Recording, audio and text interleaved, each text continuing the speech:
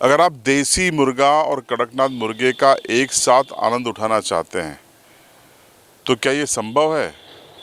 आप सोचेंगे कि एक चिकन आपको देसी लेना पड़ेगा, एक कड़कनाथ लेना पड़ेगा, फिर बनाना पड़ेगा, तब आप आनंद ले पाएंगे। लेकिन ऐसा नहीं है। अगर आपको कड़कनाथ और देसी मुर्गे का एक साथ मज़ा लेना हो तो अब उसके लिए एक नई ब्रीड मार्केट में आ गई है। इस ब्रीड का नाम है नर्मदा निधि। जी हाँ, न कड़कनाथ न देसी बल्कि दोनों का मिश्रण, जिसका नाम है नर्मदा निधि।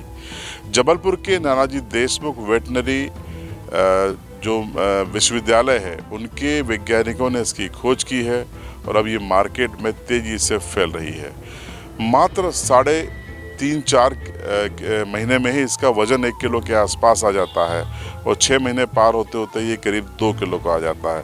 अब पर्दा हटाते हम आपको तस्वीरें बताते हैं कि नर्मदा निधि नाम का जो चिकन है वो आखिर दिखता कैसा है। ये देखिए, आप फुल स्क्रीन पे देखिए, ये आपको इसमें देसी और कड़कनाथ दोनों का मिश्रण है ये, और ये नर्मदा निधि के नाम से इसके चूजे 20 से 25 रुपये में आप जबलपुर से हायर कर सकते हैं।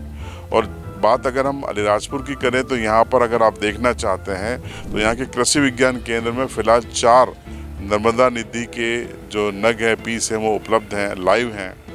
यहाँ करीबन 100 चूजे लाए गए थे जिनको बड़ा करके यहाँ पर सेल किया गया है। उद्देश्य वही था कि स्थानीय लोगों को यहाँ स्वरोजगार से जोड़ना था। तो इसकी विशेषता बता रहे हैं यादव साहब, जो कि केवी के अलीराजपुर से जुड़े हुए हैं। सुनिए। हमारे इलाके, हमारे ज़िले के लिए, जो कि ज़्यादातर लोग हमारे यहाँ पे नॉन वेजिटेरियन हैं, तो यहाँ पे हमने एक नई जो ब्रीड है मुर्गियों की, जिसको हम कहते हैं नर्मदा निधि, ये ब्रीड केवी के अलीराजपुर में जो हमारा पशु चिकित्सा विश्वविद्यालय है जबलपुर में, वहाँ से हम इसको लाए थे। 100 चूजे यहाँ लाए थे। एक हम यहाँ पे देखने के लिए कि इस माहौल में ये चलता है, इसका किस तरह का यहाँ व्यवहार रहता है और हमारे जो ज़िले के लोग हैं उसको पसंद करते हैं नहीं करते हैं। इसके बाद हमने देखा है कि जो यहाँ की हमारी स्थानीय जो देसी मुर्गियाँ हैं उनकी तरह इसका टेस्ट है। लोगों ने इसको काफ़ी पसंद भी किया है और खाने में काफ़ी इसको लाइक भी किया है। और जो यहाँ पे बढ़वार है, जो यहाँ का वातावरण है, उसके अनुसार हमने देखा है कि लगभग 3.5 महीने में यहाँ पे 1 किलो का हो गया है ये, और अभी 6 महीने हो गए हैं तो इसका जो वेट है, जो हमने देखा है, 2 किलो के ऊपर है। 1 किलो का वेट होने पे हमने जो देसी बर्ड जैसे यहाँ पे होता है तो 500 रुपये केजी के हिसाब से हमने इसको दिया था।